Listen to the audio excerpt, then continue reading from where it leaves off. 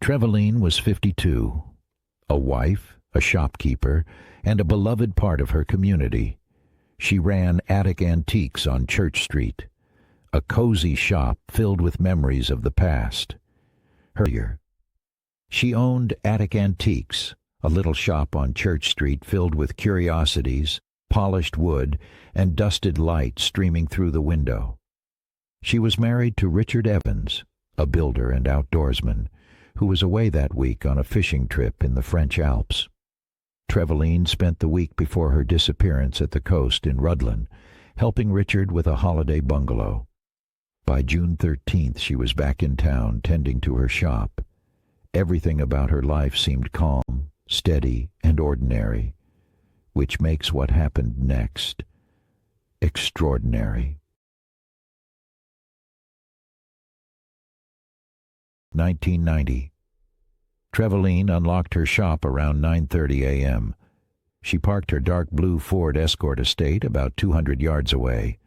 The day was bright, warm, and busy with tourists strolling through the town. Friends and customers later recalled chatting with her that morning. She made small talk, shared a smile, gave no sign of trouble or unease. It was the kind of day you wouldn't expect to remember, until something unforgettable happened. At around 12:40 p.m., Trevaline pinned a sign to her shop door. It said simply, "Back in 2 minutes." It seemed like nothing, a quick errand, a step outside. But those 4 words would become the defining clue in her disappearance.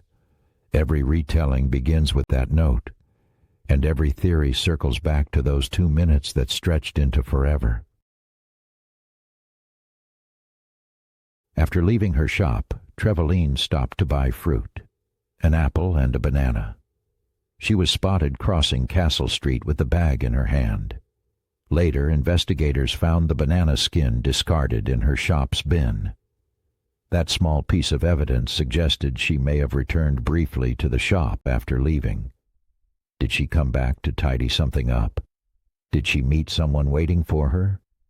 Or did she simply pause for a snack before stepping out once more?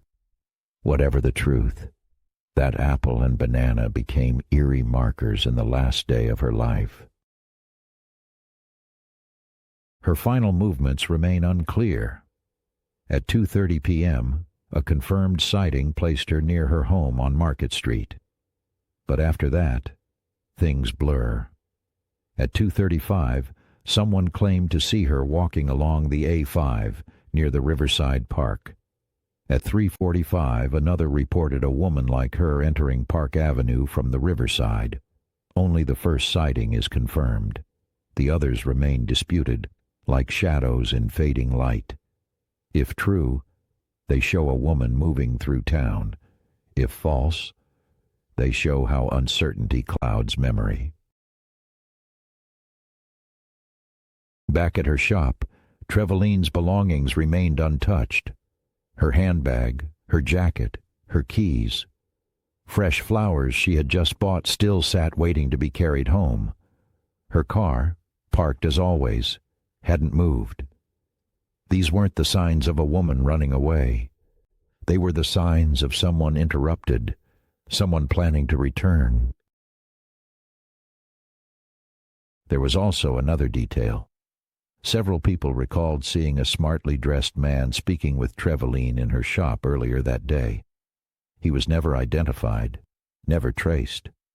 Was he an innocent customer, or someone connected to her disappearance? His shadow lingers in the unanswered questions of the case. By evening, Trevaline missed plans with friends. Calls went unanswered. At 11 p.m., she was officially reported missing. The ordinary rhythms of the day had ended in extraordinary fear. Police launched one of the most intensive searches in the region. They carried out house-to-house inquiries, checking more than 1,500 names and eliminating around 700 vehicles. They combed the River Dee, the canals, the hills, the caves, and the abandoned mines that honeycomb the Welsh countryside. The search spread for miles, yet not a single trace of Trevaline Evans was found. Years passed. In January 2001, detectives reopened the case. It was reclassified as a murder investigation, codenamed Operation Blue Coral. That summer, her husband Richard was arrested and questioned. After hours of interrogation, he was released without charge. No evidence linked him to her disappearance. The case remained open, but directionless. Suspicions drifted toward possible connections with serial offenders, including Robin Legas, who operated in nearby regions. Investigators dismissed the links. Meanwhile, alleged sightings of Trevaline in London, in France, even as far as Australia, all proved baseless. Each new rumor promised hope, then collapsed back into silence. Decades later, in 2019, a tip reignited hope. Two men came forward, pointing to Llangollen Golf Club, where Trevaline had once visited with her husband. They believed her remains were hidden beneath the clubhouse. On March 19th, police brought in radar scanners, X-rayed the bar floor, and dug beneath it. Hours passed. Nothing was found. Another lead. Another dead end.